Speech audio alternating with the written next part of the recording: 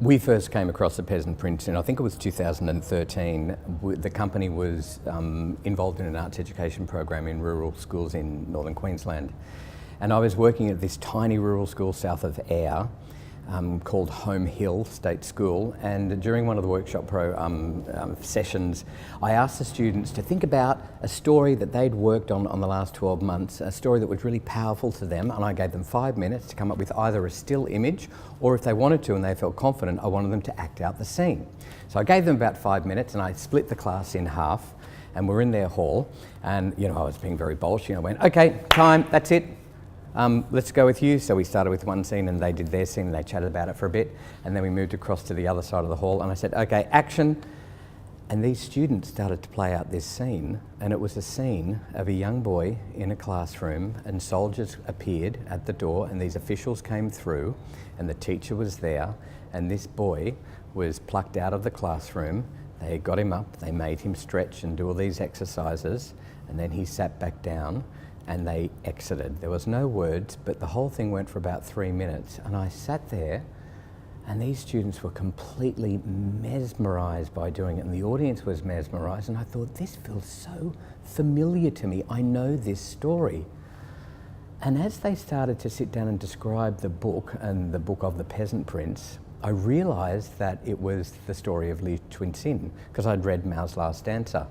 And it was from that moment on that the idea of presenting that work as a full stage adaptation for Monkey Bar kind of came to life. It can be a very long process convincing an author that we're the right company to adapt his or her work.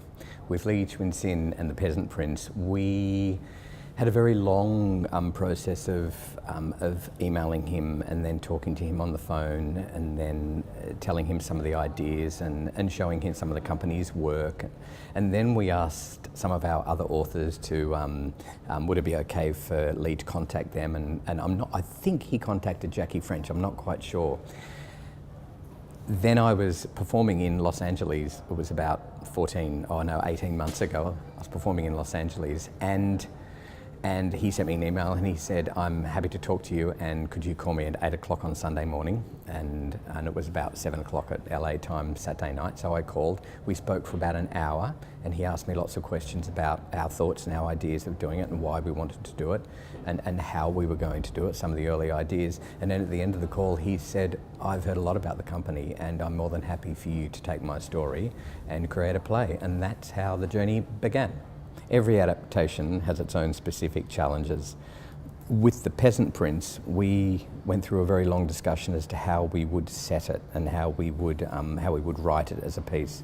And we decided to make it a memory play. So the entire work is very much from Cunxin's point of view, and that allows us an enormous amount of scope in terms of theatricality and style. Parts of the story for me is really the story, and one of the great themes of the story is family and separation.